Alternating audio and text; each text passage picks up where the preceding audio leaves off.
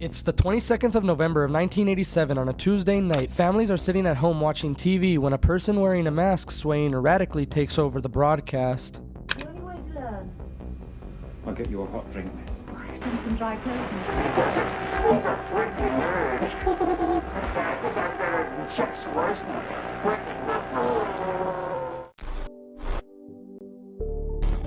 For a little context, Max Headroom was a humanized computer image who first appeared in a 1985 Cinemax feature film and later hosted a music video program on the same channel. He was also most notable for being a commercial spokesman for Coca-Cola's New Wave Taste campaign. Although this wasn't the first incident where someone had hijacked a television broadcast, it is definitely one of the most eerie ones to exist. On the 26th of November 1977, 9 years before the Max Headroom incident, a man would lay the blueprint on hijacking a television broadcast. With a distorted voice claiming to be an alien named Vrillion, where the interruption would last around 6 minutes. These include stopping the execution of all captured prisoners of war, allowing Giroux to stake negotiations, being arrested. In Australia, Mr. Kerry Packer's cricketers are still pleading by yesterday's High Court decision, which did ban on them playing in Test matches. This is the voice of Allah, representative of the Ashtar Galactic, speaking to you.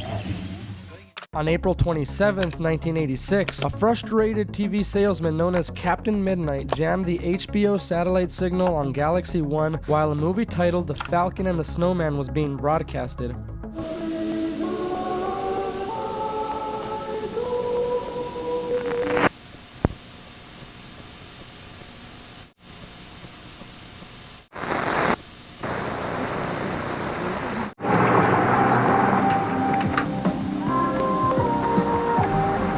The interruption occurred for around 4 to 5 minutes and was seen by the eastern half of the United States, accounting for more than half of the HBO's listeners, which was around 14.6 million subscribers at the time. And the whole point of the 1986 incident was because he wanted to protest HBO's rates for satellite dish owners, which he considered too expensive. And with these two prior incidents happening, it showed a weakness broadcast television had, which led to the incident of the Max Headroom's hijacking.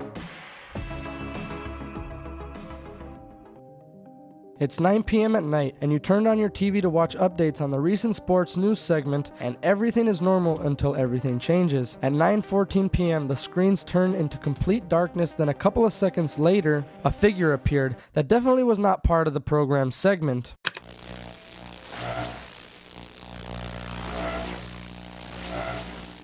A man wearing a Max Headroom mask, while also the background replicating the classic Max Headroom background, with no real audible audio, but it was made in a way that was definitely pretty frightening for any unsuspecting viewer. Half a minute later, engineers switched to another transmitter, and a man named Dan Rowan, as confused as the viewers at home, would say, "Oh, if you're wondering what's happened, so am I." But it wouldn't be the only time the same perpetrator would hijack the broadcast. 11:15 p.m. Channel 11 was airing a Doctor Who episode titled The Horror of Fang Rock when the Max Headroom took over again.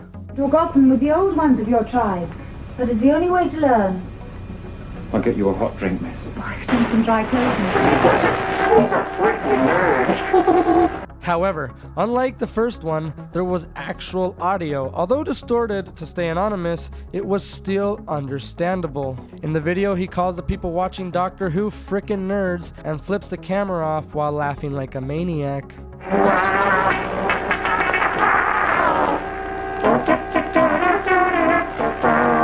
Then he proceeds to mock the real Max Headroom by picking up a can of Pepsi while singing the Coca-Cola slogan.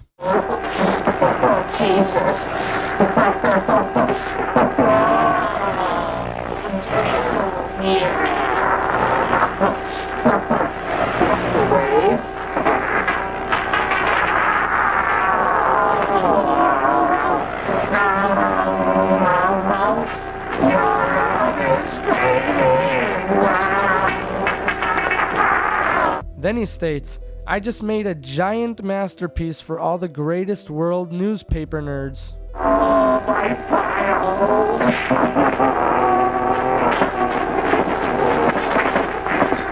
Oh, I just made a giant masterpiece for all the greatest world newspaper nerds.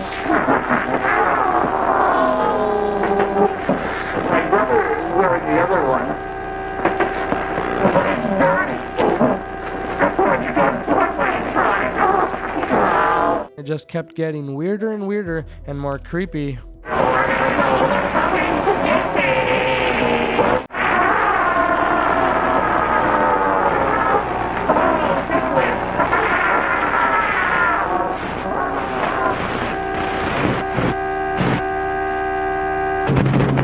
far as I can tell, a massive electric shock. He died instantly. The generator? Are you always so careful? And after being on air for 80 seconds, TV producers changed the signal of the stream, with the nation completely confused by what they had just watched. The one question everyone had: who was the man behind it? Someone using sophisticated equipment managed to briefly and illegally override broadcast signals on WGN-TV and WTTW. Tonight is trying to find out who's responsible for 2 acts of video piracy. Last night, someone broke into regular programming here on Channel 9 and on Chicago's public broadcasting station.